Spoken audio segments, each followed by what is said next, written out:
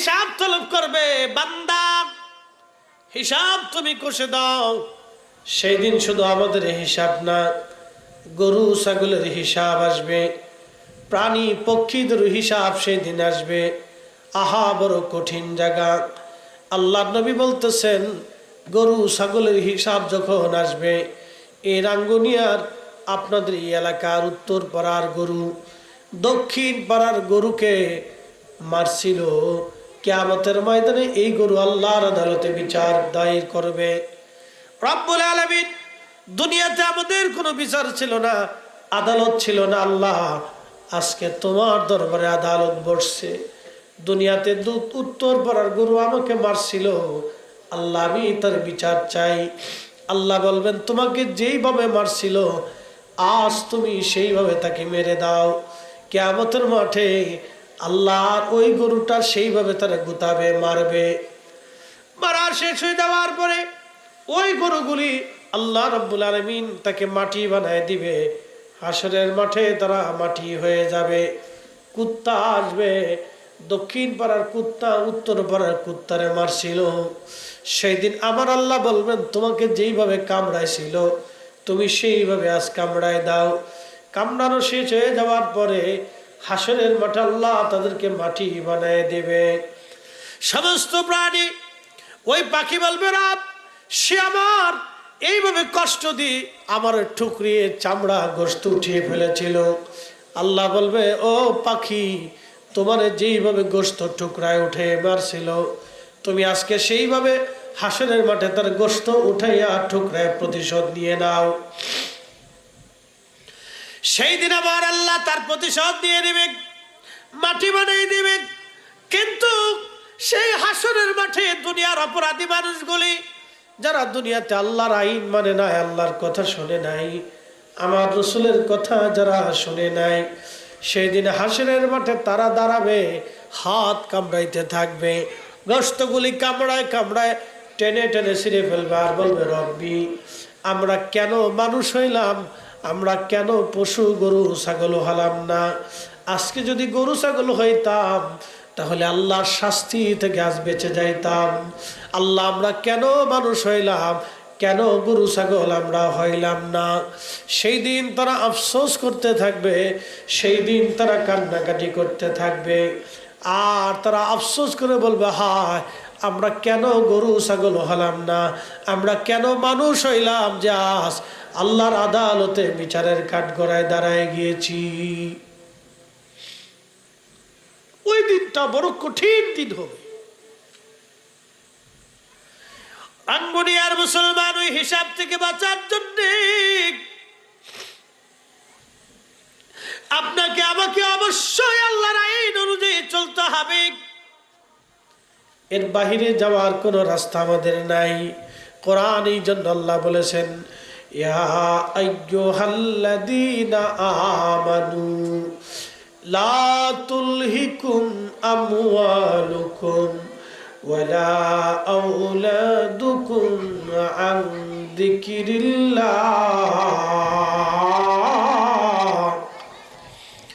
আল্লাহ বললেন, হাবিব উম্মতকে জানান, দুনিয়ার মোহে সম্পদের প্রেমে সন্তানের পাগল হইয়া আমার বান্দারা যেন আমি আল্লাহ জিকির থেকে মাহরুম না হয়, আমি আল্লাহ জিকির থেকে যেন তারা জুদা না হয়। যদি তারা জুদা হয়ে যায়, ওয়া ইয়াফআল যালিকা ফাউলাইকা হুমুল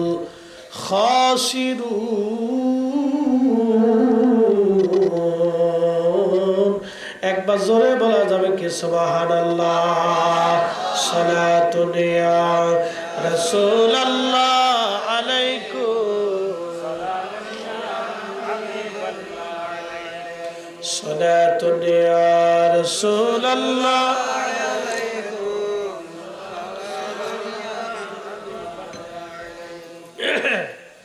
আমার কথা কি বুঝতে কোনো অসুবিধা হচ্ছে? একটু বুঝে যান, বোঝাটা অত্যন্ত জরুরি। আমাদের বোঝাটা অত্যন্ত জরুরি, ঠিক আছে? আমাদের বোঝাটা অত্যন্ত জরুরি। কেন আমরা নিজেদেরকে আল্লাহর দিকে ঝুঁকিয়ে দেব? কি কারণে ঝুঁকাবো? এই কারণটা আমাদেরকে অনুসন্ধান করতে হবে। কেন আল্লাহর সূর্যগুলি আল্লাহকে সেজদা দেয়, এই সৃষ্টির পাহাড়গুলি আল্লাহকে সেজদা দেয়, গাছ তরুলতা পাতাগুলি আল্লাহকে সেজদা দেয়, তাহলে আপনি কেন আল্লাহকে সেজদা দিবেন না?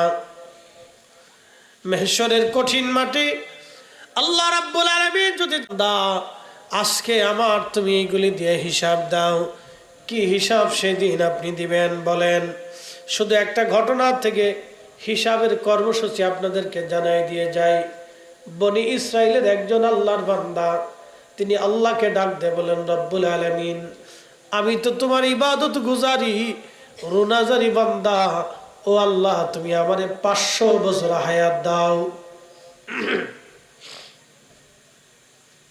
আল্লাহ বলেন, বান্দা 500 বছর হায়াত দিয়ে তুমি কি করবা? আল্লাহ জানে না? সব জানে, কিন্তু রব জিজ্ঞেস করতেছে তুমি 500 বছর হায়াত দিয়ে কি করবে? তো বান্দা বলতেছে, আল্লাহ আমার অনুভূতি, আমার ভালোবাসা, এই 500 বছর ধরে আমি আপনার ইবাদত করব। সুবহানাল্লাহ কইতেন না? আমার দিকে তাকান, কত বছর? 500 বছর বাঁচবেন? বাঁচার সুযোগ নেই। এখানে সর্বোচ্চ কত বছর? 80 বছরের বয়সের কেউ আছে? নাই, তো কম আছে। 100 বছরের কেউ খুঁজে পাওয়া যাবে না, খুব মুশকিল। ও লাখে কোটির ভিতরে 2-4-5 জন। মনোযোগ দিয়ে আল্লাহর বান্দাকে আল্লাহ ডাক দিয়ে বলতেছে, বান্দা 500 বছরের হায়াত দিয়ে তুমি কি করবা? আল্লাহর বান্দা ডাক দিয়ে বলে, রব 500 বছর ধরে তোমার ইবাদত করতে চাই। আল্লাহ বলেন, দিলাম। 500 বছর ধরে সে ইবাদত করলো, সময় যখন শেষ, আল্লাহকে ডাক দিয়ে বলল, রব্বি আমার তুমি সেজদা হালতে আমার মউত দিবা। আমি যখন সেজদার মধ্যে থাকবো তোমার প্রশংসা করতে থাকবো, সুবহানা রব্বিয়াল আলা, সুবহানা রব্বিয়াল আলা। আমি ওই অবস্থায় আমার জান কবজ যেন হয়ে যায়, যাতে আমি সেজদা হালতে তোমার দরবারে উঠতে পারি। আমাদের বাসনা আছে না যে আল্লাহ যেন আমার সেজদা হালতে নিয়ে যায়, রমজান মাসে নিয়ে যায়, রোজার মুখে নিয়ে যায়, জুমার দিনে যেন আল্লাহ নেয়। কি বাসনা আছে না? আছে। আঙ্গুনিয়ার মুসলমান, আল্লাহ বলেন, বান্দা কেন তুমি হালতে মরতে চাও? বলে, আল্লাহ তোমার সেজদা দিয়ে মরতে চাই। আল্লাহ বলেন, তাও রাজি। এরপরে বান্দা বলে, রাব্বি সেজদা অবস্থায় যেন আমার কবর হয়। আল্লাহ বলেন, তাও রাজি। বলে, আর কি চাও? বলে, রাব্বি মেহশরের কঠিন মাঠে আমি যেন সেজদা হালতে তোমার দরবারে উত্থিত হই। আল্লাহ বলেন, তাও। লোকটা মারা গেল। মারা যাওয়ার পরে আমার আল্লাহ রাব্বুল আলামিন তারে ডাক দিলেন, বান্দা আসো, আমি আমার রহমতের কারণে তোমার জীবনের সব গুনাহ মাফ করে দিলাম। না না, আরো জোরে বলেন সুবহানাল্লাহ।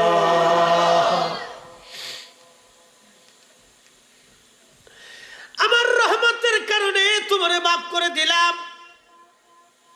আল্লাহর বান্দা ডাক দেখা, রব্বি 500 বছর ধরে যে ইবাদত করলাম তুমি কি তার জন্য মাফ করো নাই? আল্লাহ কয় না।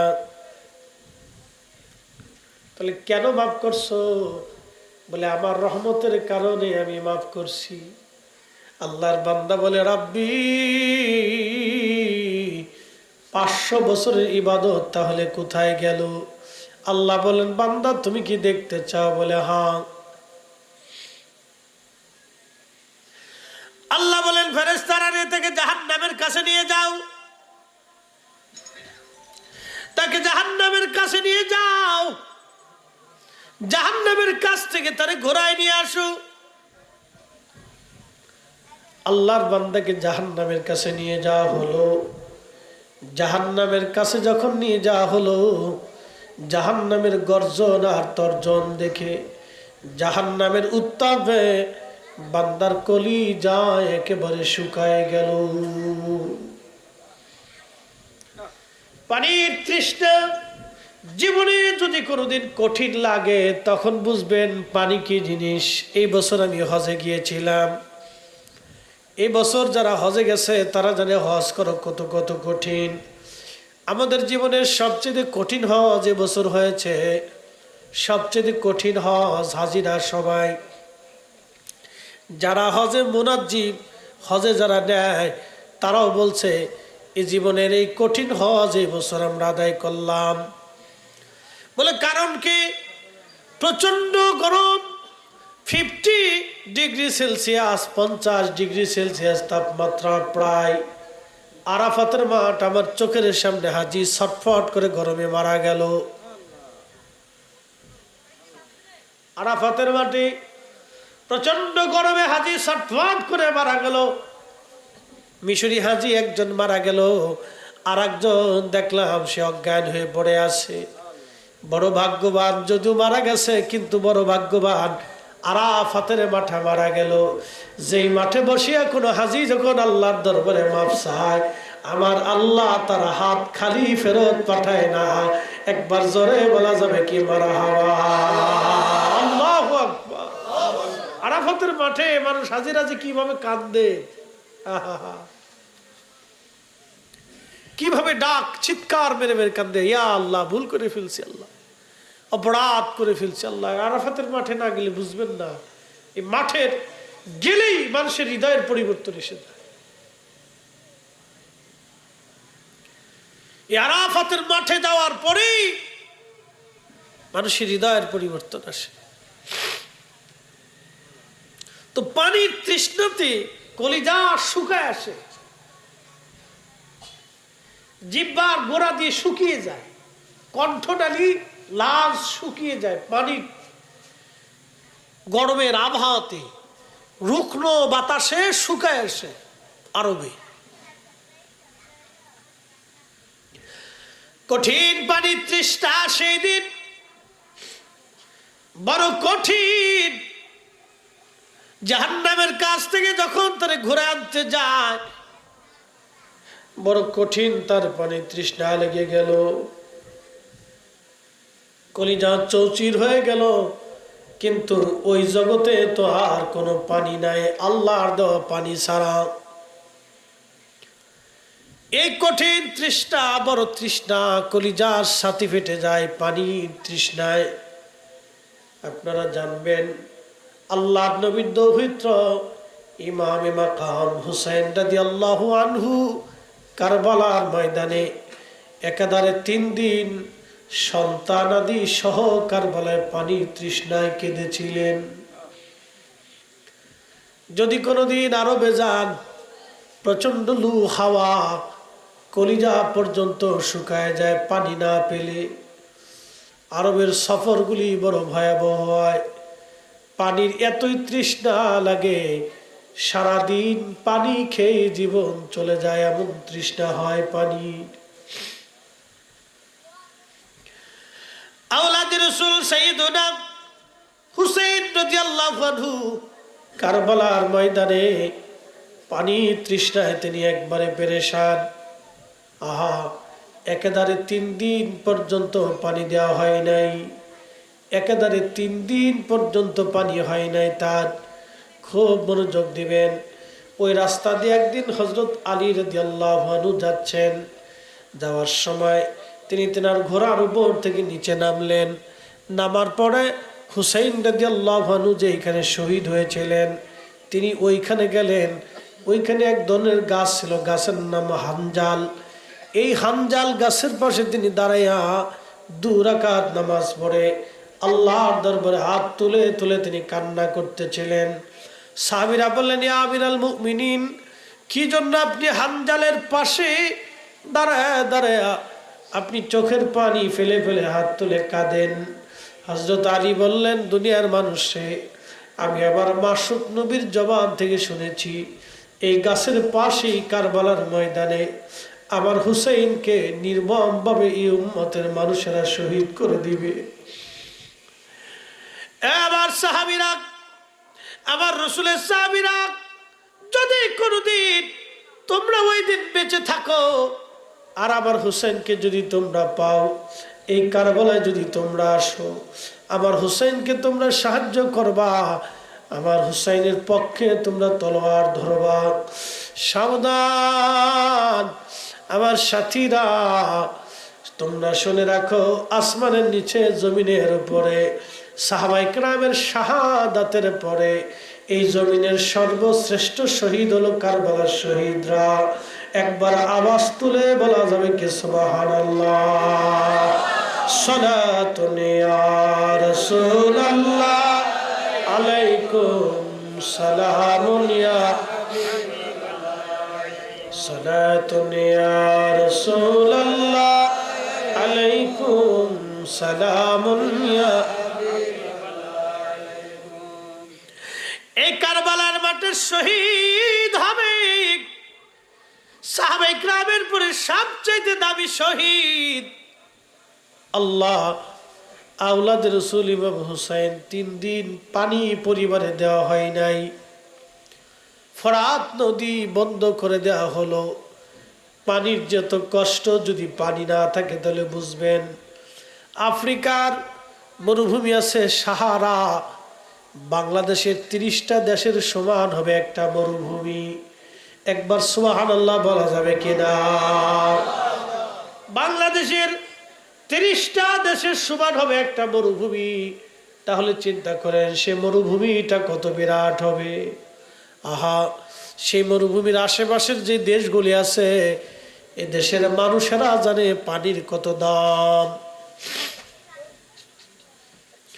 পানির কত মূল্য তারা বুঝে। হযরত আওলাদ রাসূল হুসাইন রাদিয়াল্লাহু আনহু 3 দিন পরিবারে কোনো পানি নাই, পানির বিরাট বড় অভাব, পানির বিরাট বড় অভাব, কঠিন অভাব পানির। আল্লাহ, পরিবারের মধ্যে কোনো পানি নাই। হযরত ইমাম হুসাইন রাদিয়াল্লাহু আনহুর স্ত্রী ছিলেন শাহরবানু। আহা, ছোট্ট বাচ্চাকে কোলে করে নিয়ে আসছে স্বামী রে, স্বামী আমার, আপনি ছোট্ট বাচ্চাটাকে কোলে করে নিয়ে যান, সদুষ্টদের সামনে নিয়ে চলে যান। যদিও তারা আপনার সাথে দুশ্মনী করতেছে স্বামী, কিন্তু এই বাচ্চার সাথে তো তাদের কোনো দুশ্মনী নাই। স্বামী রে, আমার সন্তান আজকে 3 দিন আমি মা পানি দিতে পারি নাই, পানির অভাবে আমার শরীর পর্যন্ত শুকায় গেছে, আমার জিহ্বা পর্যন্ত শুকায় গেছে, আমি তারে আমার দুগ্ধ পান করাইতে পারি না। স্বামী রে, সন্তানটাকে নিয়ে কারবালায় সীমারের সামনে ইয়াজিদি সৈন্যদের সামনে নিয়ে দাঁড়ান, যদি ওদের দয়া লাগে বাচ্চাটারে পানি পান করাবে। সেই দিন ইমাম হুসেন রাদিয়াল্লাহু আনহু ছোট্ট শিশু আলী আসগরকে কোলের মধ্যে নিয়ে তিনি কারবালার সামনে দাঁড়ায় গেলেন। আহা, একটু কথা শুনে যান। যারা নানার উসিলায় আকাশ থেকে বৃষ্টি হয়, যা নানার উসিলায় ফোরাত নদী আজ প্রবাহিত হয়।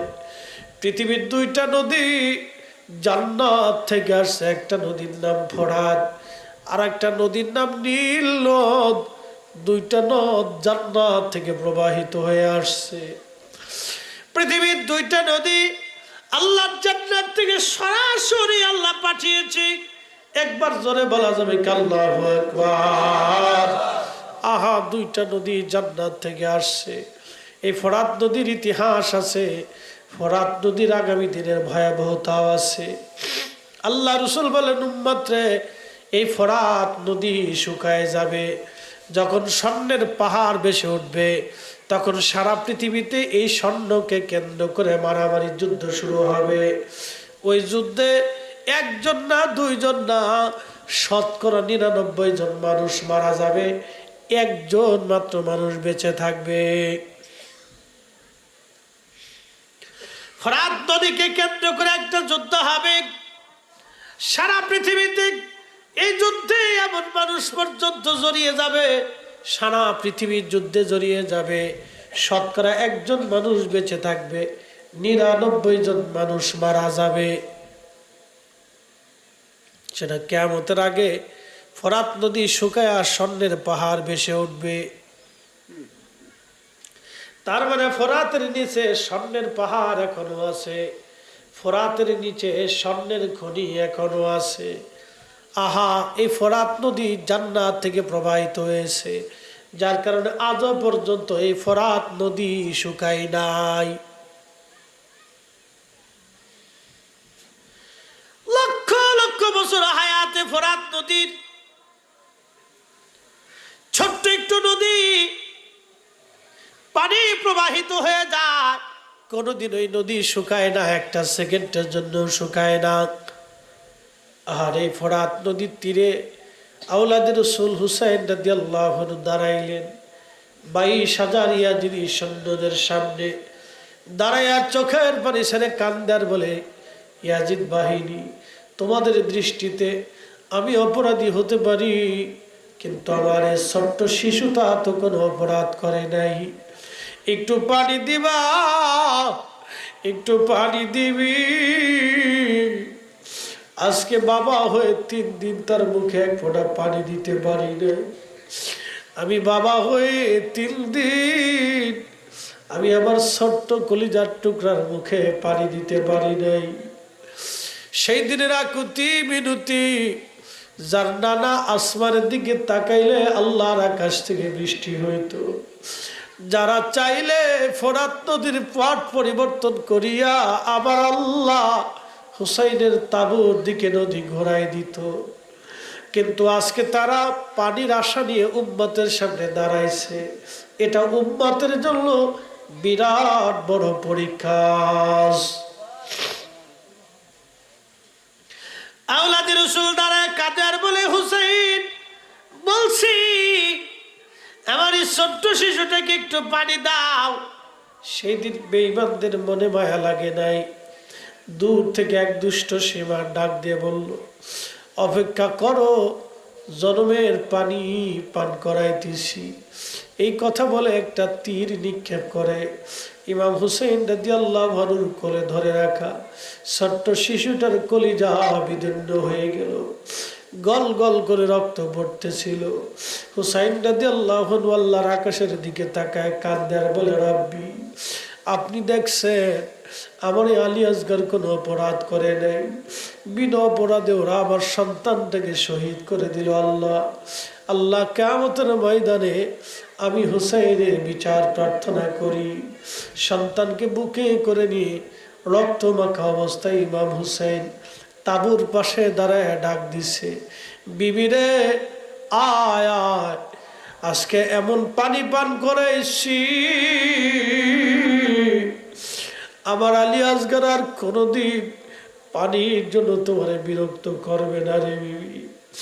আমার সন্তান আর কোনোদিন কাঁদবে না, আর কোনোদিন তোমার কাছে পানি খাবার চাবে না রে বিবি। ইমাম জয়নুল আবেদিন বলতেছেন, দুনিয়ার মানুষ, কারবালায় বেঁচে যাওয়া একমাত্র পুরুষ সাক্ষী ছিলাম আমি। আমার আব্বা জানল, আমার আব্বা জানের কাছে আমার ছোট ভাই আলী আসগরকে কোলে তুলে ধরে দিয়ে দিলেন। সেই দিনের কান্না আল্লাহর আকাশের ফেরেশতারা কেঁদেছিল। আহা, বেঈমানদের মনে মায়া লাগে নাই। আরে ওই বুঝি রে যাই রে সোনা, কারবালার মাতম জারি। আরে ওই বুঝি রে যাই রে সোনা, কারবালার মাতম জারি। কান্দে ইমাম হুসাইন বিনয় করি, আলী আসগরের লাশ বুকে ধরি। কান্দে ইমাম হুসাইন বিনয় করি, আলী আসগরের লাশ বুকে ধরি। এক ফোঁটা পানি দিল না ওরা, বুকেতে তীর দিল মারি, আরে এক ফোঁটা পানি দিল না ওরা, বুকেতে তীর দিল মারি। আরে ওই বুঝি রে যাই রে সোনা,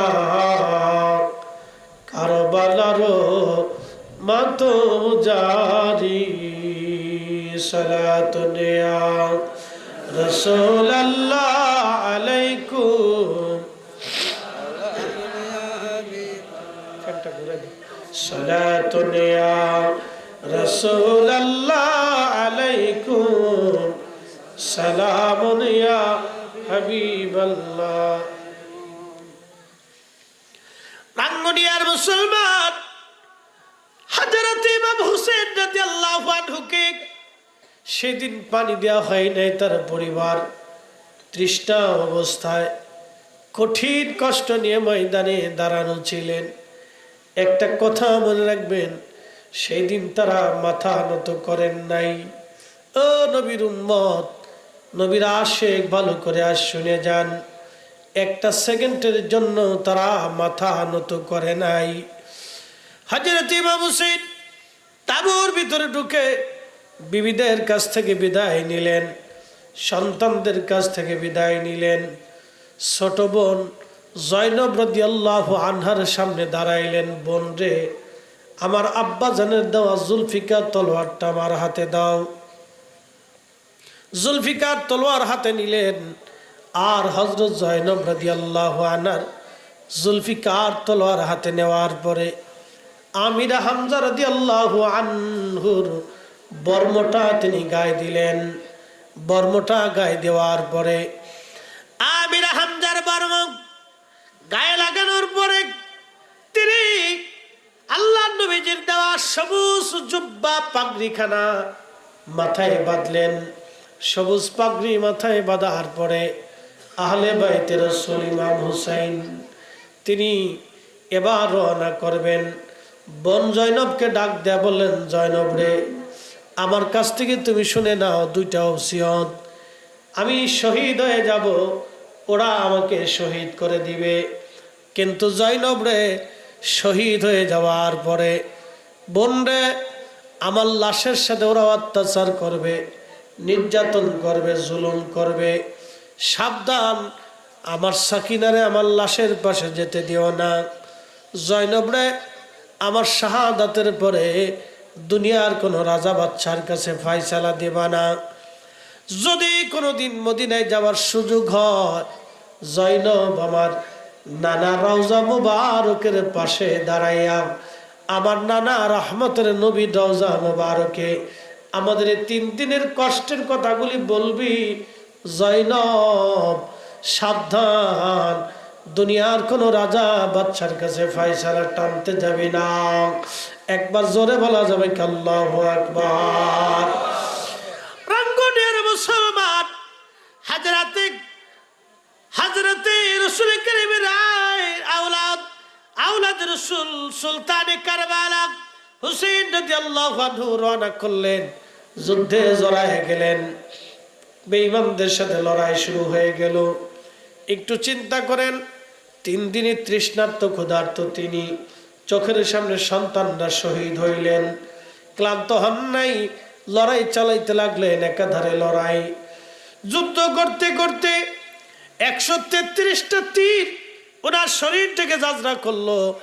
121টা বর্ষার আঘাত, দুঃখিত, 33টা তলোয়ারের আঘাত ওনার শরীরকে ঝাঁঝরা করে দিল। 21টা বর্ষার আঘাত ওনার শরীরটাকে বিদ্ধ করলো। উনি পড়ে গেলেন। পড়ে যাওয়ার পরে গলার মধ্যে সীমার বসে, গলার মধ্যে তলোয়ার চেপে ধরছে। আহলে বাইতে রাসূল তখনই ডাক দিয়ে বলতেছে, সীমার, আমি তোমাকে চিনছি, তুমি সেই কালো ডোরাকাটা কুকুর। আমার নানা 50 বছর আগে বলেছিলেন, হুসাইন, আমি স্বপ্ন দেখেছি একটা কালো ডোরাকাটা কুকুর তোমার রক্তের মধ্যে মুখ লাগাইছে। সীমার ছিল শ্বেতি রোগী, তার শরীরে বিভিন্ন জায়গা ছিল সাদা সাদা, কালা কালা সেতী রোগী ছিলেন। এই জন্য আল্লাহ নবী তাহলে কালো ডোরা কাটা কুকুরের সাথে তুলনা দিয়েছেন। সীমার রে, তুই সেই কালো ডোরা কাটা কুকুর আমাকে শহীদ করে দিবি আমি জানি, কিন্তু একটু সময় দিবি, মাত্র 2 রাকাত নামাজ আমি আদায় করে নেব। একবার জোরে বলা যাবে আল্লাহু আকবার। আমরা তারই নানার উম্মত, নামাজে আমাদের বিরাট বড় অনীহা। আল্লাহর কোরআন বলতেছে, আইয়ুহাল্লাযীনা আমানুস্তাঈনু বিস-সাবরি ওয়াস-সালাহ। আল্লাহ বলেন, হে ঈমানদার, হে ঈমানদার, তুমি আমি আল্লাহর সাহায্য নাও। 2 পদ্ধতিতে তোমরা আমার সাহায্য নিবা। 1 নম্বর পদ্ধতি সালাতের মাধ্যমে, নামাজের মাধ্যমে। আর 1 প্রকারের পদ্ধতি হলো তোমরা আমি আল্লাহর সাহায্য নিবা ধৈর্য ধারণের মাধ্যমে। ধৈর্য এবং সালাতের মাধ্যমে তোমরা আমি আল্লাহর সাহায্য নিবা। খুব মনোযোগ দিয়েন। এই বাচ্চারা, ওদেরকে বাড়ি পাঠাইতেন, জাতি খুব মারাত্মক, খুব গল্প করতে পারে।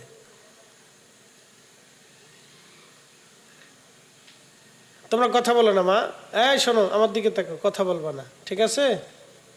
কথা বলে চলে যাও, বাড়ি চলে যাও, বাড়ি যে গল্প করো। বাপরে বাপ, গল্পের চোটে ওয়াজ করা যাচ্ছে না। এদের আল্লাহ একটা গুণ দিছে, আমি নাম দিছে আনলিমিটেড রেডিও, ব্যাটারি ছাড়া। এদের মায়ের জাতিরা খুব মারাত্মক। 10 জন মহিলা এক জায়গায় বসলে মনে হয় যে বাজার মিলে গেছে। ওরে গল্প করতে পারে তারা, গল্পের শেষ নেই। মারাত্মক এরা। একসাথে বলেন তো আল্লাহু আকবার। না না, আর একটু জোরে বলবেন আল্লাহু আকবার। ইমাম হুসেন কি মিথ্যার কাছে মাথা নত করছে? করছে? আমরা করব? আমরা করব? আহলে সুন্নাত ওয়াল জামাতের জন্য আমরা আমাদের জীবনকে কুরবানি করে দিব, তো ঈমান বিক্রি করব না। কথা বলেন ঠিক কিনা? 2 পদ্ধতিতে আল্লাহর সাহায্য নাও। কয় পদ্ধতি? বাকি আলোচনায় যাচ্ছি। ওরা বলছে একটু হাসান হুসাইনের ঘটনা শুনেছি। ওয়াজ হলো বক্তার উপরে দিয়ে দিতে হয়, এটা নিয়ম। তারপরে ওদের আশা একটু শুনতে চায়, কি মনের আশা আর কি। তো ঠিক আছে ইনশাল্লাহ, তো মনোযোগ দেন। আহলে বাইত রাসূল তেনারা বাতিলের কাছে মাথা নত করেন। অ্যাটেনশন, সন্তান শহীদ হল, নিজে শহীদ হচ্ছেন, তখন সীমার কেবল একটু সময় দাও, 2 রাকাত নামাজ পড়ে নিব। তখনও তিনি 2 রাকাত নামাজ পড়লেন, রক্ত। ওই অবস্থায় তিনি আল্লাহকে সিজদা দিলেন। এজন্য আল হাসানু ওয়াল হুসাইনু সাইয়্যিদা শাবাবি আহলিল জান্নাহ। হাসান আর হুসাইন 2 জন জান্নাতি যুবকদের সর্দার। একসাথে বলা যাবে সুবহানাল্লাহ। পৃথিবীতে একজন ব্যক্তির 2টা মাজার। একজন ব্যক্তির কয়টা মাজার? 2টা মাজার। তিনি অনলি 1 পারসন, ইমাম হুসাইন রাদিয়াল্লাহু আনহু। আর অন্য কেউ যদি বলে যে তার 2টা মাজার, ওটা আমি বিশ্বাস করি না, এটা ভ্রান্ত কথা।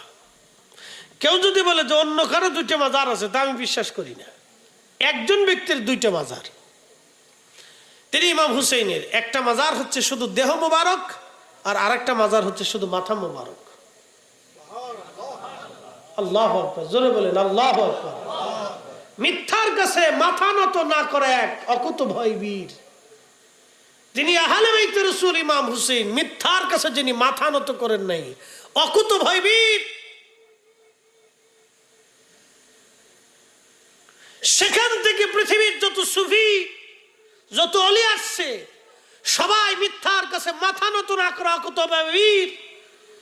শাহজালাল ইয়ামানি মুজাররিদি মিথ্যার কাছে মাথা নত না করে এক অকুতোভয় বীর। শুধু খানকার বীর ছিলেন না, জিহাদের ময়দানের বীর। কথা বলেন ঠিক না বেঠিক? শুধু খানকার বীর ছিলেন না, জিহাদের ময়দানের এক বীর।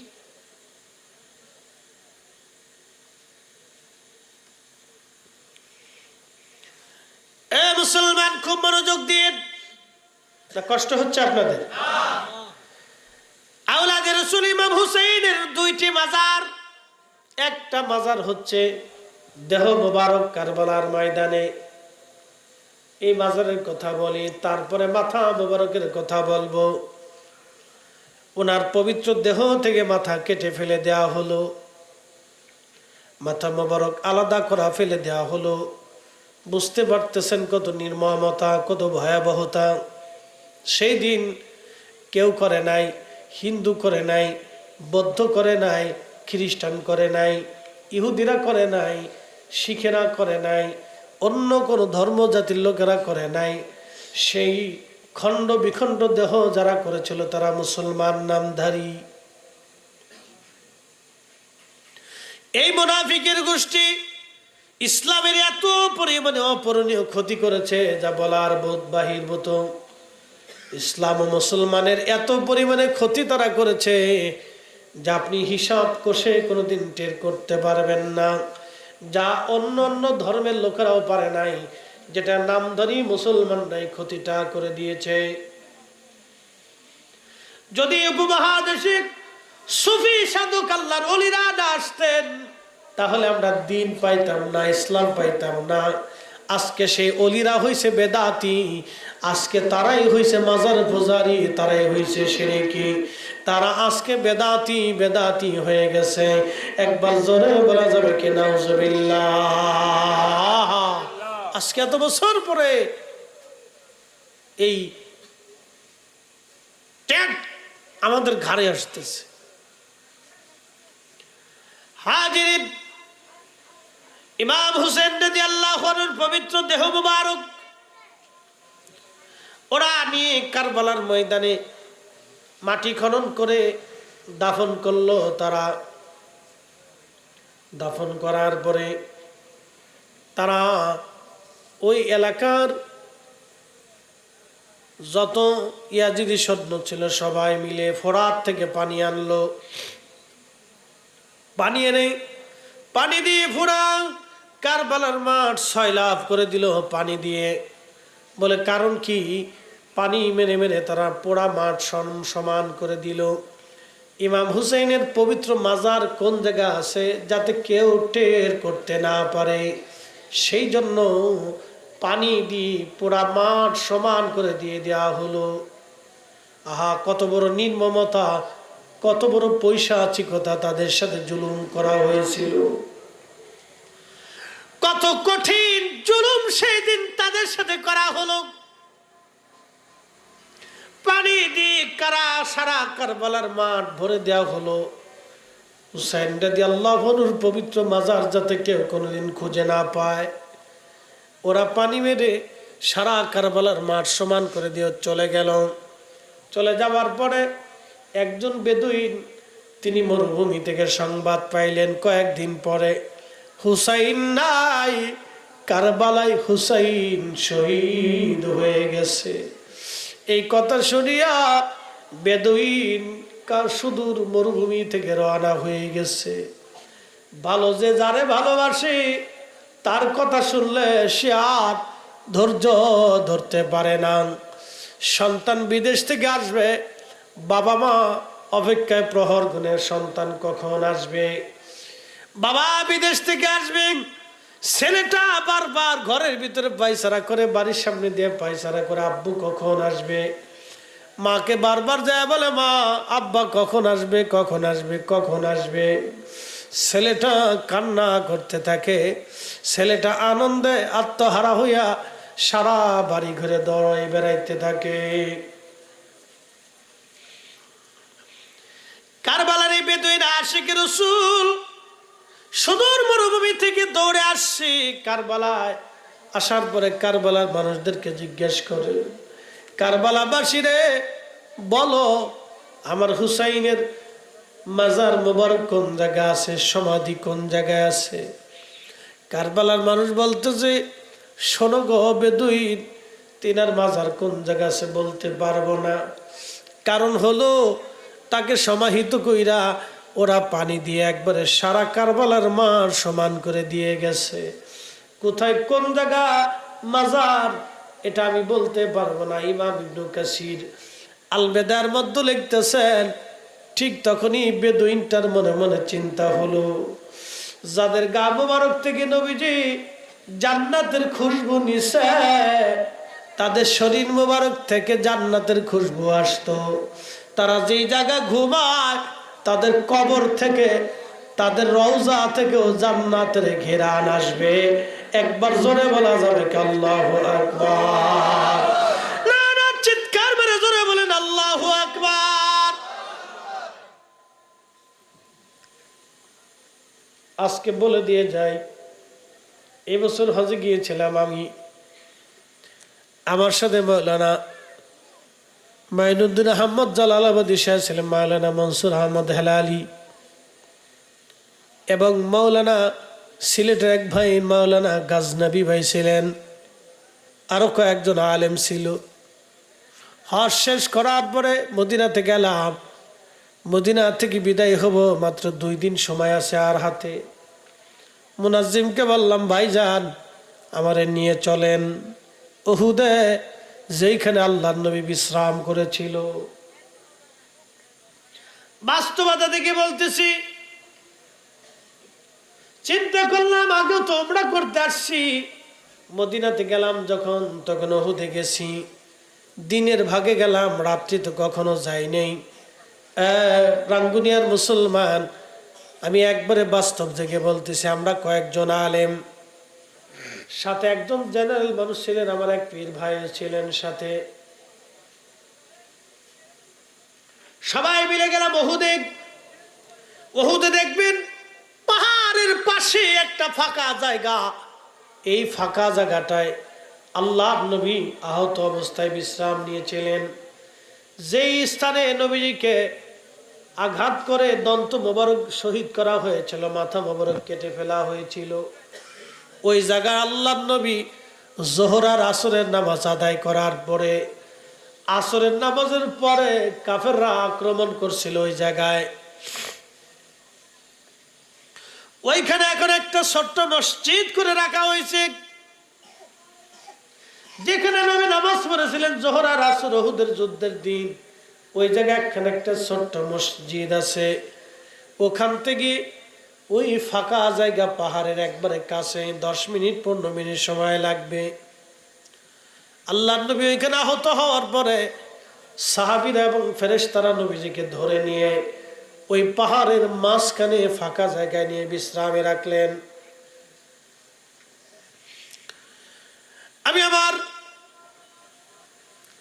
যিনি হজের গাইড মুনাজ্জিমকে বললাম, ভাইজান রাত্রিবেলা যাব। তিনি বললেন, চলেন রাত্রি যাই। তো এই বছরে ওই তার কাটা সহ ঘিরে রাখা ছিল, তার কাটাগুলি কেটে ফেলা দেওয়া হয়েছে। চিন্তা করলাম সুবর্ণ সুযোগ, রাত্রিবেলা পুলিশ থাকে না, আমরা গোপনে যাব। গোপনে আমরা 5-6 জন আলেম ওলামা সহ গেলাম। আল্লাহর কসম করে বলতেছি ভাইজান, যখন রাত্রিবেলা পাথর বেয়ে বেয়ে উপরে উঠতে লাগলাম, যেখানে আল্লাহর নবী বিশ্রাম করেছেন উহুদের যুদ্ধের দিনে, সেই পাথরের ফাঁকা জায়গা সিমেন্ট দিয়ে ওরা ঘিরে ফেলেছে। মাঝখানে জানালার মতো একটু জায়গা কেটে রেখে দিয়েছে, বাকিটা সিমেন্ট দিয়ে ঘিরে রাখা, যাতে ভিতরে কেউ যেতে না পারে। আমরা ওইখানে যাওয়ার সঙ্গে সঙ্গে বাতাস থেকে সুঘ্রাণ আসতে লাগলো। একবার জোরে বলা যাবে আল্লাহু আকবার। আমি আমার চোখ, আমি আমার নাক এবং আমার সাথে যারা ছিলেন তারা কেউ তাদের নাককে ফাঁকি দিতে পারে না। আমরা আশ্চর্য হলাম। ওই জায়গায় আমরা বিছানা বিছাইলাম, আমাদের চাদর পাগড়িগুলি বিছাই দিলাম। বিছাই দিয়া এশার নামাজ আমরা আদায় করলাম। এশার পরে কিছু নফল ইবাদত করলাম, মোনাজাত করলাম, মিলাদ শরীফ পড়লাম। পরে ওইখানে দাঁড়াইয়া দোয়া করলাম, বসে দোয়া করলাম। তখনও কয়েক ঘন্টা মন চাই না ফিরে আসতে, শুধু সুঘ্রাণ আসতে লাগলো। 1 সেকেন্ডের জন্য সুঘ্রাণ বন্ধ হয় নাই। জোরে বলবেন কি আল্লাহু আকবার।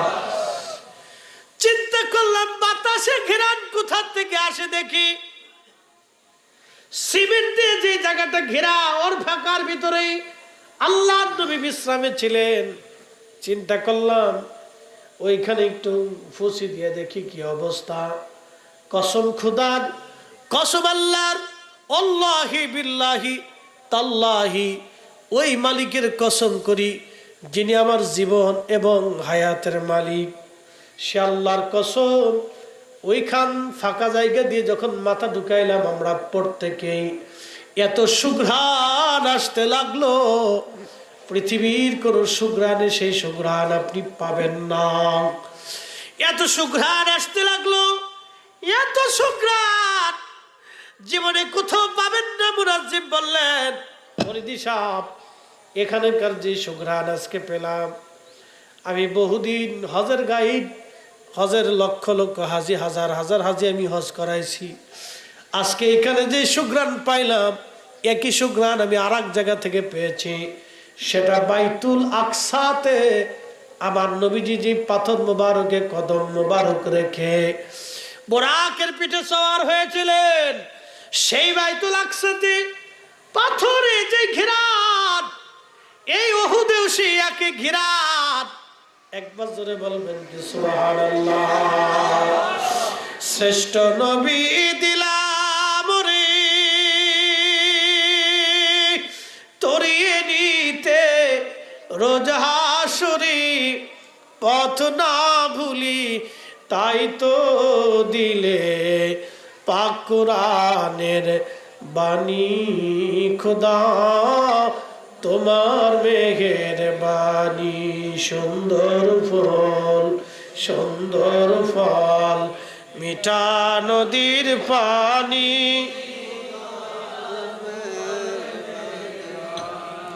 খোদা তোমার মেহেরবানি। সেই সুঘ্রাণ 1450 বছর পরে এখনো আসে। একসাথে বলবেন না আল্লাহু আকবার। আমার বাস্তবতা থেকে বলতেছি, আমি দিনে গেছি কিন্তু সুঘ্রাণ পাইনি। ওই হজে আমি দিনেও গেছি, এবছর হজে আমি দিনেও গেছি। দিনে আমি আর একজন প্রিন্সিপাল সাহেব গেছিলাম, সিলেট বিশ্বনাথ আলিয়ার প্রিন্সিপাল মহোদয়, উনি আর আমি আরো কয়েকজন একসাথে দিনে গেছিলাম। প্রিন্সিপাল সাহেব আর আমরা একসাথে, ফেসুগঞ্জ আলিয়ার ভাইস প্রিন্সিপাল আর বিশ্বনাথের প্রিন্সিপাল, আমরা একসাথে ছিলাম হজে, এক রুমে সবসময় থাকছি। মদিনাতেও মক্কাতে একসাথে হজ করছি। তো প্রিন্সিপাল মহোদয় এবং আমি একসাথে দুইজন গেছি, কিন্তু দিনে সুঘ্রাণ পাইনি। রাতে যখন গেছি তখনই সুঘ্রাণ আসছে। 1450 বছর পরেও সুঘ্রাণ আসে।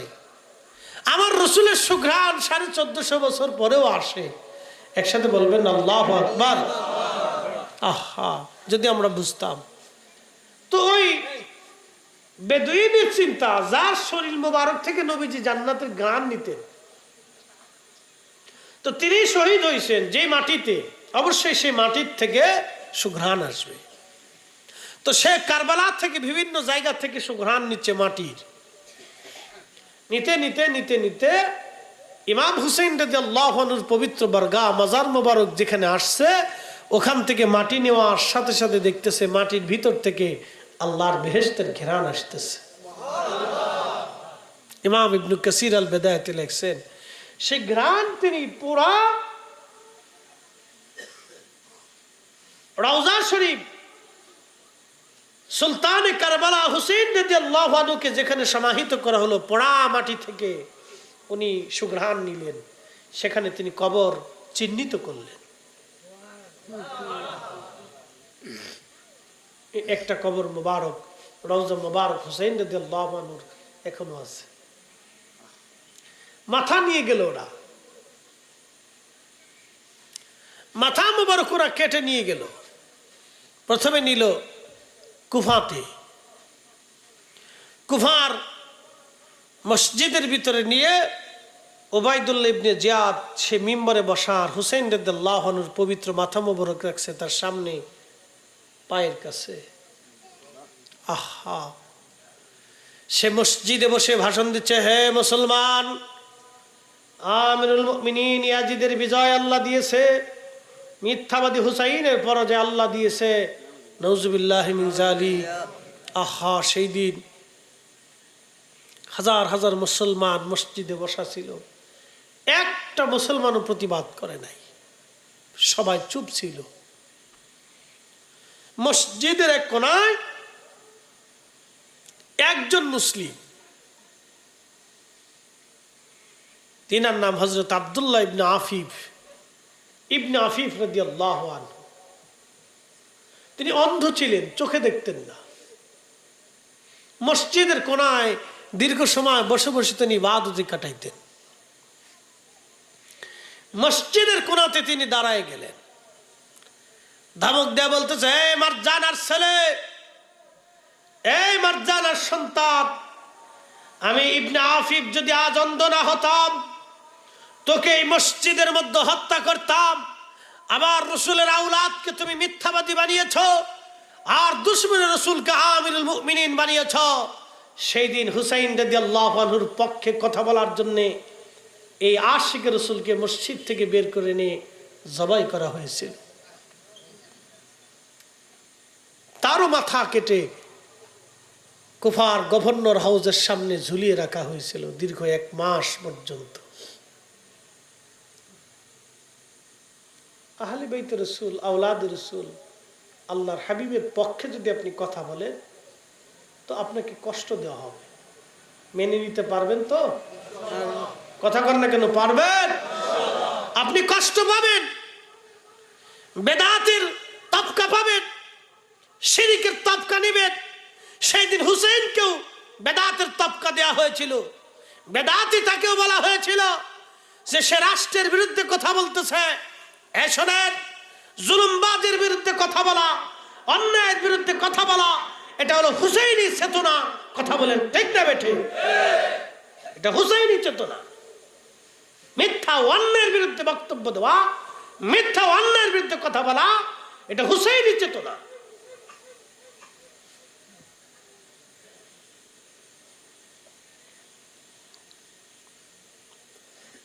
প্রিয় উপস্থিতি, আহলে বাইত রাসূল হুসাইন রাদিয়াল্লাহু আনহুর পবিত্র মাথা সেদিন নিয়ে যাওয়া হলো সিরিয়াতে। ইয়াজিদ হুকুম করলো তাকে সারা শহর ভরে ঘুরাও। পবিত্র মাথা মোবারক বর্ষার আগায় বিধেইয়া সারা শহর দিয়ে ঘুরানো হচ্ছে। আহা, কি বুঝলেন আপনি? সবাই কি দুশমনের রসুল ছিল? না, আশিক রসুলরা রাস্তার পাশে দাঁড়ায়া দাঁড়ায়া আহলে বাইত রসুলের পবিত্র নুরানি চেহারা এক নজর দেখার জন্য তারা অপেক্ষায় দাঁড়ানো ছিল, চোখের পানি ফেলে ফেলে কাঁদতেছিল।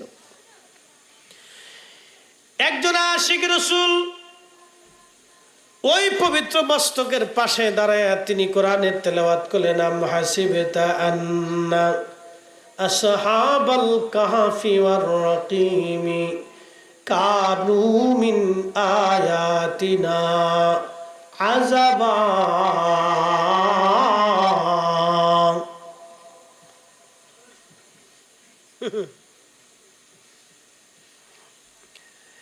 সেই দিন হুসেইন রাদিয়াল্লাহু আনহুর পবিত্র মস্তকের জবান খুলে গেল।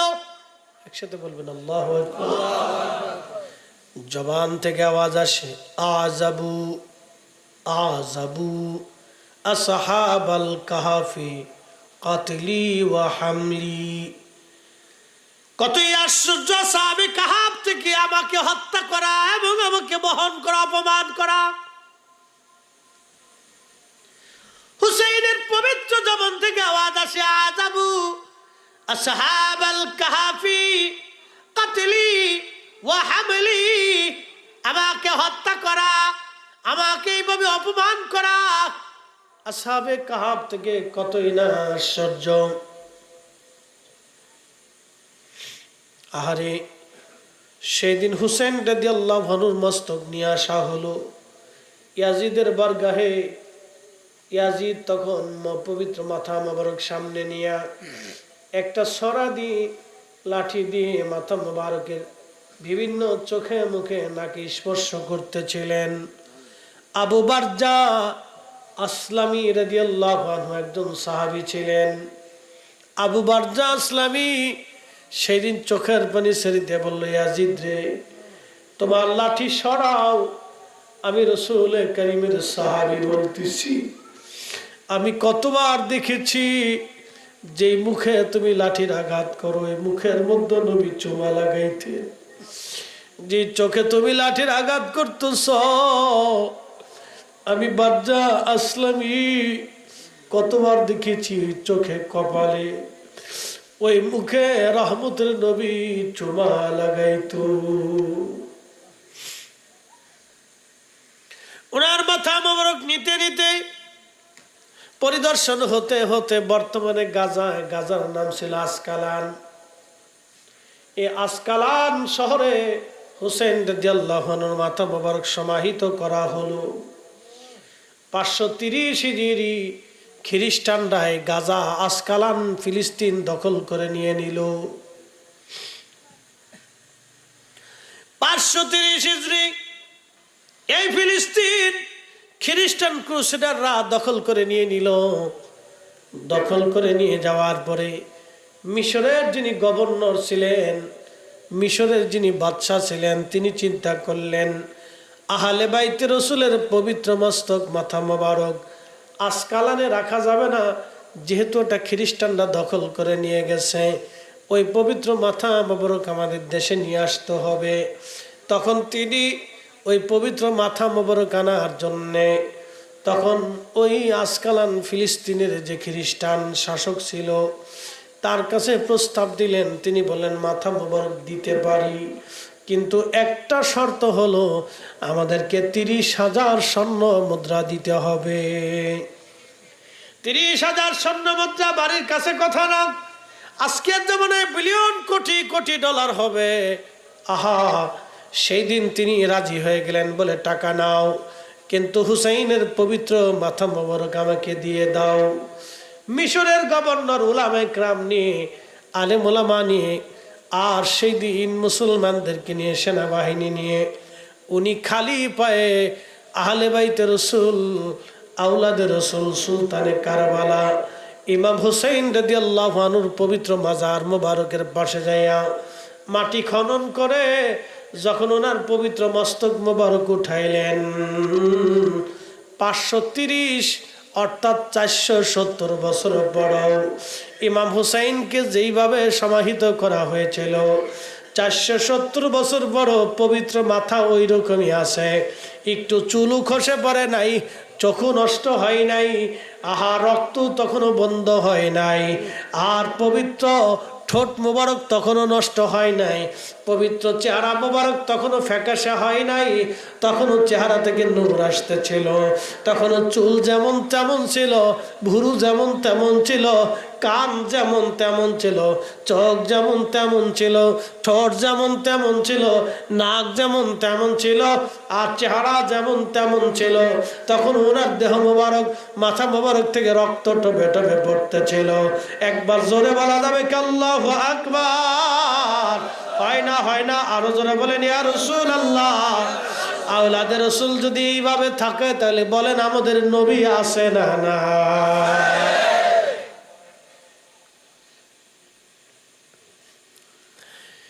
সেই পবিত্র মাথা মোবারক মিশরের বাচ্চা খুব সম্মানের সাথে আলিশান মর্যাদা দিক বর্তমান মিশর আল আজহার বিশ্ববিদ্যালয়ের সামনে পাশে তাকে সমাহিত করা হলো।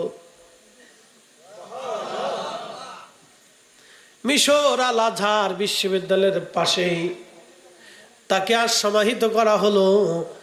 2টা মাজার পৃথিবীতে, আর একটা পবিত্র দেহ মোবারকের মাজার, আর একটা মাজার পবিত্র মাথা মোবারকের মাজার। 2 জায়গায় কোটি কোটি মুসলমান জিয়ারতে যায়।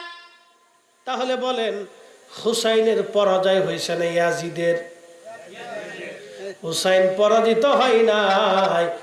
ইমাম হুসাইন কিয়ামত পর্যন্ত স্মরণে বরণে হৃদয়ে হৃদয়ে মুসলিমদের হৃদয়ে হৃদয়ে থাকবে, আর কিয়ামত পর্যন্ত মুসলমানদের হৃদয়ে ইয়াজিদ ঘৃণার পাত্র হয়ে থাকবে। কথা বলেন ঠিক কিনা?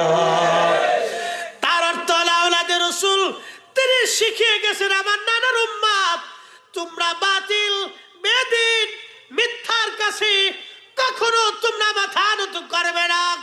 রাঙ্গুনিয়ার সুন্নি মুসলমান আজকে আমরা বুঝে যাব, এখান থেকে আমরাও কোনোদিন আহলে সুন্নাতুল জামাতের ব্যানারে আমরাও কোনোদিন মিথ্যার কাছে মাথা নত করব না। কথা বলেন ঠিক না বেটে? বুঝতে কি কোনো অসুবিধা হলো? ইতিহাস জানার খুব প্রয়োজন।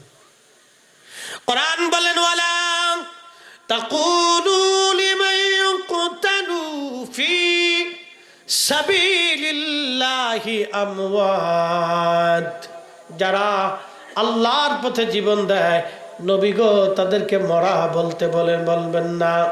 উম্মতকে শিখিয়ে দেন যারা আল্লাহর পথে জীবন দেয় তারা মরা না। বাল আহইয়াউন ইনদা রাব্বিহিম বাল আহইয়াউ ওয়ালাকিন লা তাশউরুন, বরং তারা জিন্দা জিন্দা জিন্দা, তোমরা সেটা অনুধাবন করো না, বুঝতে পারো না। বাল আহইয়া, তারা জিন্দা। আমার রাসূল জিন্দা না মুর্দা? কথা কর না কেন? আসেনি কোরআনের এই ফয়সালা যে বাল আহইয়া, তারা জিন্দা। একসাথে বলেন, তারা কি জিন্দা? যারা বলেন তারা কি জিন্দা? আমার ফয়সালা না আল্লাহর? বাল আহইয়া, তারা জিন্দা। তা আমার রাসূল কি জিন্দা? কথা কর না, রাসূল কি জিন্দা? কোরআন ফয়সালা দিচ্ছে, আমাদের আর ফয়সালার দরকার নেই। বাল আহইয়া, তারা জিন্দা। এই যে তারা জিন্দা, 1450 বছর আগে কোরআন বলল, 470 বছর পরে সেটা বাস্তবে প্রমাণ হলো ইমাম হোসেনকে দিয়ে। 470 বছর পরেও মাটির ভিতরে ফিলিস্তিনের আসকালানে, বর্তমানে গাজাতে ইমাম হুসেন রাদিয়াল্লাহু আনহু সেম ওই মাথা মোবারক, চেহারা মোবারক, চুল মোবারক ওইরকমই পাওয়া গেল। একটু আস্তে হয়ে গেল না? সুবহানাল্লাহ। পৃথিবীতে এরকম আছে সহজে পাবেন? পাবেন না। এখনো মিশরের আল আজহার বিশ্ববিদ্যালয়ের পাশে তাকে সমাহিত করা হয়েছে। কোটি কোটি মুসলমান তার জিয়ারত করতে যায় সারা পৃথিবী থেকে। কারবালাতে যায়, মিশরে যায়, শুধু একটু ফুয়ুজুত হাসিলের জন্য। শুধু ফুয়ুজুত। যারা বলে মাযহার নেই, মাযহার করা হারাম, তাদের এখান থেকে শেখা উচিত। আরে পৃথিবীতে ইমাম বুখারীর মাজার আছে। এরা নতুন নতুন মতবাদ চালু করে দিয়েছিল হুজুর, নতুন নতুন মতবাদ তারা চালু করেছিল, নতুন নতুন আকীদা।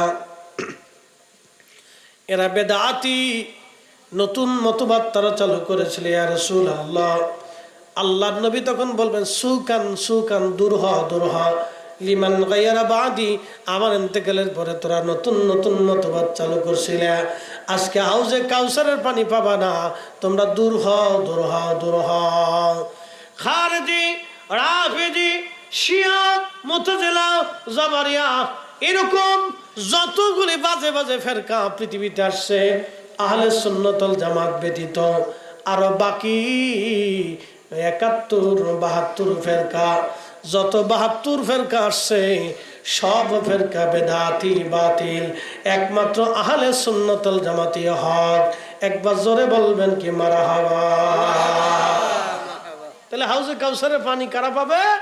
যারা আকাইদে আহলে সুন্নাতুল জামাতের দামানকে, পতাকাকে মজবুত করে কামড় দিয়ে চেপে ধরে রাখবে। আল্লাহ রাসূল বলতেছেন তারা হাউজে কাউসারের পানি আমি নবীজি তাদেরকে ডেকে ডেকে পেলাই দেব। আস্তে হয়ে গেল না?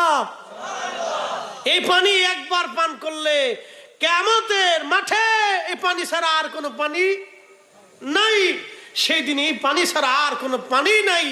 আল্লাহ নবী বলতেছেন এক পেয়ালা পানি পান করলে বেহেশত যাওয়ার আগ পর্যন্ত পানির কথার মনেই থাকবে না। পানির কোনো কথা মনেই থাকবে না।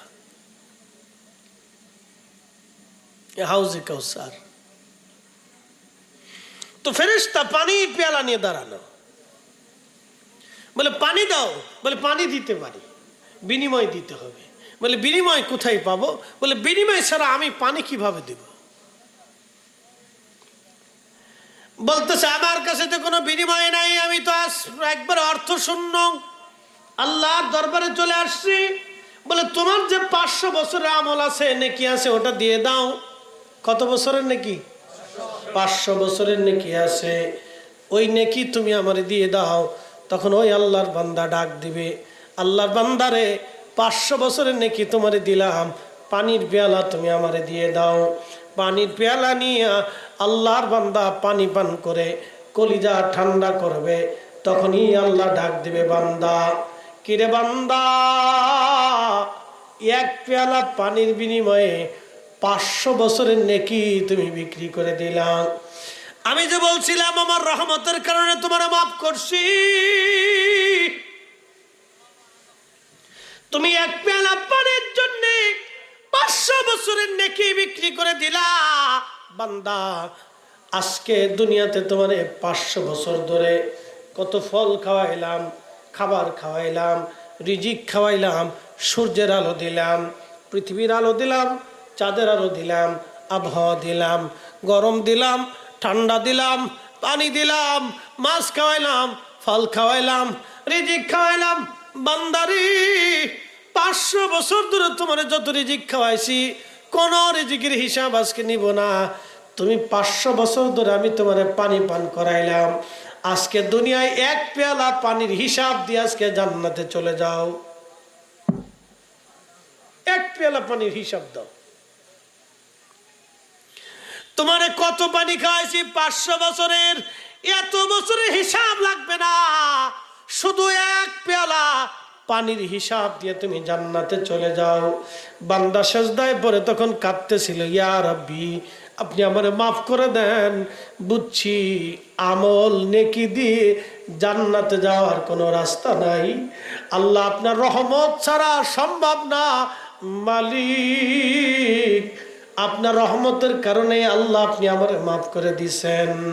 আমরাও চাই আল্লাহ তার পেয়ারা নবী রহমতের নবীর খাতিরে আল্লাহ আমরারও যেন মাফ করে দেয়। তাহলে আজকের মিলাদুন নবীর মাহফিল ওই রহমতের নবীর কারণে সাজানো হয়েছে। কি কথা কর না কেন, ঠিক কিনা? ও রহমতের নবীর কারণে মাহফিল আজকে সাজানো হয়েছে।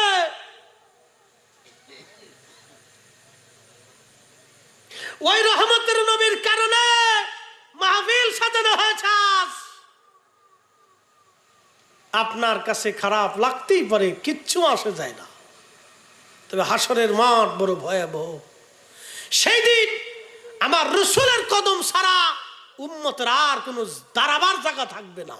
কি কথা কর না, ঠিক কিনা? সেই দিন আমার রসুল করিমের কদম মুবারক ছাড়া উম্মতের আর কোথাও দাঁড়ানোর জায়গা থাকবে না। আপনাকে এগুলি বুঝে যেতে হবে। সেই দিন আমার নবীর কদম মুবারক ছাড়া উম্মতের আর দাঁড়ানোর কোনো জায়গা নাই।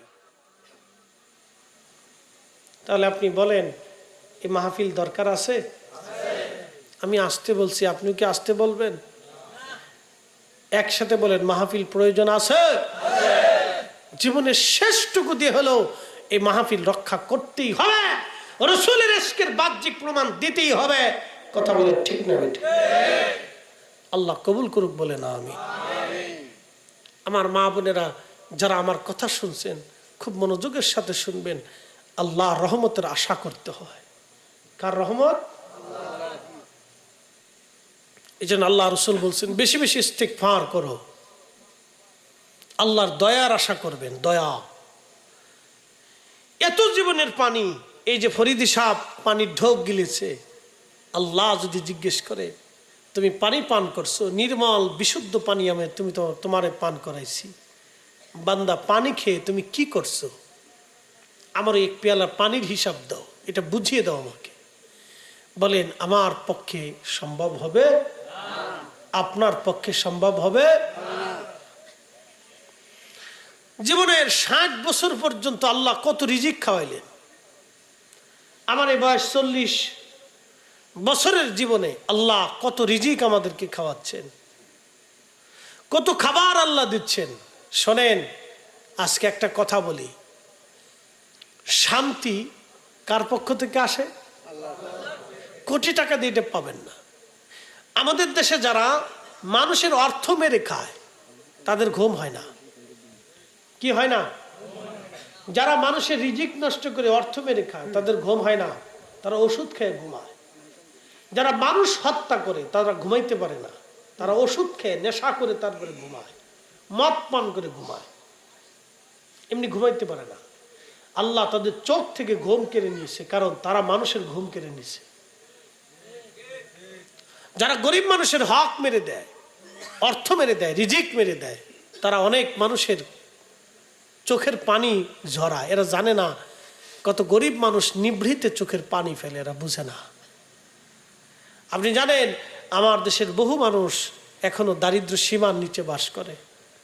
বহু মানুষ, আপনি যদি দেখতে চান তো উত্তরবঙ্গে চলে যাবে। আহা, দারিদ্রতা যে কত কঠিন, অভাব যে কত কঠিন, তাদের ঘরের দুয়ারে দাঁড়াইলে বুঝতে পারবে। দারিদ্র সীমার নিচে মানুষ বাস করে। এই দুমুঠো খাবার যদি আপনি তাদের ঘরে পৌঁছাইতে পারেন, তারা মহা আনন্দ হয়, খুশিতে আপ্লুত হয়।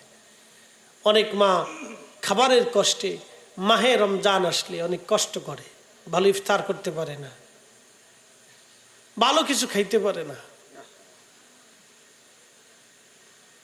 এই জন্য যারা গরিবের হক নষ্ট করে তারা ঘুমাইতে পারে না, কারণ তারা মানুষের ঘুম কেড়ে নেয়। আল্লাহ তাদের চোখ থেকে ঘুম কেড়ে নেয়, পরে নেশা করে ঘুমায়। ওটা তো ঘুম না, ওটা অজ্ঞান হয়ে পড়ে থাকে, বুঝছেন না? নেশা করে, বড়ি খায় তারপরে ঘুমায়। এক একটা বড়ির দাম 18 টাকা, 280 টাকা, 500 টাকাও আছে। এটা খাইয়ে তারপরে ঘুমায়, ঘুম হয় না।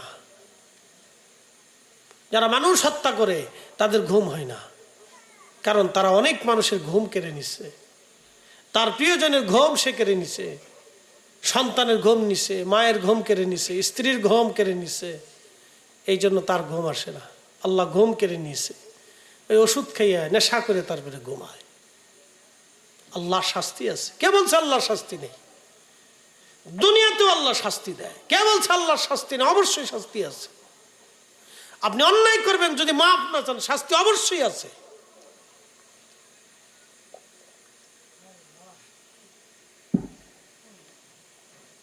এই জন্য দুনিয়ার থেকে আল্লাহ আমাদেরকে যে হালত দিছে এটা শুকরিয়া আদায় করতে হবে। যতটুকুন পরিমাণ অর্থ রিজিক দিছে শুকরিয়া আদায় করবেন। যা আল্লাহর সামনে পাবেন খাবেন আলহামদুলিল্লাহ বলে সন্তুষ্ট চিত্তে খাবেন, মনের আনন্দ নিয়ে খাবেন যে আল্লাহ তুমি আমার এই খাবারটা দিছো, আমার চেয়ে তো কত মানুষ চেয়ে আল্লাহ তুমি না খাইও রাখছো। কি কথা ঠিক কিনা? তুমি আমারে দিছো, শুকরিয়ার সাথে খেয়ে ফেলবেন। খাবারে খুদ ধরবেন না। অন্য কেউ খাবার দিলে তার প্রশংসা করবেন, তার খাবারে খুদ ধরবেন না। অনেক সময় দেখা যায় বিয়েতে বা অনুষ্ঠানে দাওয়াত দিলে খাবার কমতি পড়লে অনেকে বেজার হয়, ঠিক আছে না? তো খাবার দিতে পারবি না, দাওয়াত দিছিস কেন? বেজার হয়ে যায়, রাগারাগি করে, ছাটাফাটা করে। বাংলাদেশ এমন এক আজগুবি দেশ, বিয়ের খাবার নিয়ে মারামারি করে মার্ডার হয়। হ্যাঁ, ব্রাহ্মণবাড়িয়া থেকে কয়েক মাস আগে হয়েছে, আর জামালপুরি হয়েছে। তা আমি মনে করি বিয়ের বাড়িতে খাবার নিয়ে যারা মারামারি করে মার্ডার করে, ওদের খাওয়ানো চাইতে কুত্তা খাওয়ানো বালা। কি ঠিক আসতে বলেন? খেসরে বলে ওরে খাওয়ানো চাইতে কি খাওয়ানো ভালো? কুত্তা খাওয়ান। ও মানুষ না, খাবার নিয়ে মারামারি করে কুত্তা। খাবার নিয়ে মারামারি করে কিসে? কুত্তায়। মানুষ খাবার নিয়ে মারামারি করতে পারে না। খাবার একটু কম হলো, একটু কম পদ হলো মন খারাপ করতে হয় না, শুকরিয়া করতে, আল্লাহ তুমি দিছো আলহামদুলিল্লাহ।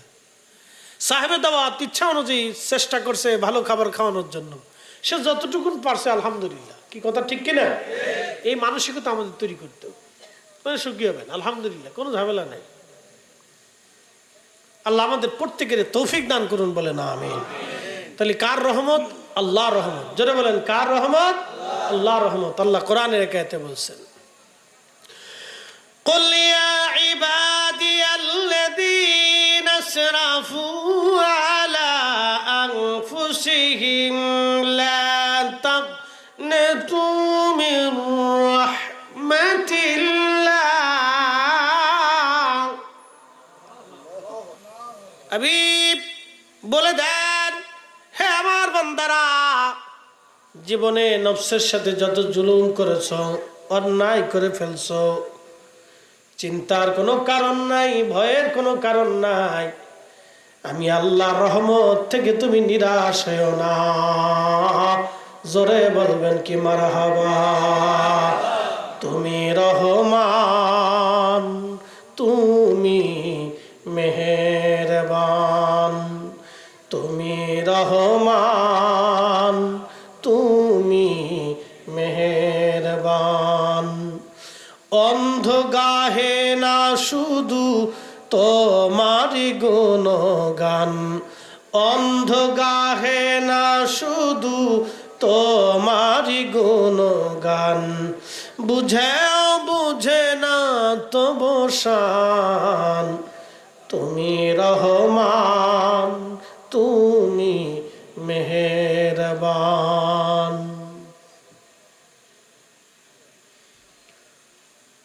শয়তান আল্লাহর দরবারে বলল, রব শেষ। শয়তান আল্লাহর দরবারে বলল, রব্বি, ও রব, 9 লক্ষ বছর ইবাদত করলাম, কিছু কি পাই না? তুমি তো তারাই দিচ্ছ আমাকে। আল্লাহ রাব্বুল আলামিন বললেন, হ্যাঁ, কি চাও তুমি? বলে, আল্লাহ, আমি 9 লক্ষ বছর ইবাদত করলাম, এর বিনিময়ে তুমি আমারে কিয়ামত পর্যন্ত হায়াত দাও। আল্লাহ বলেন, তা দিলাম, আর কি চাও? বলে, রব্বি, তামাম পৃথিবী তাসরুফ করব,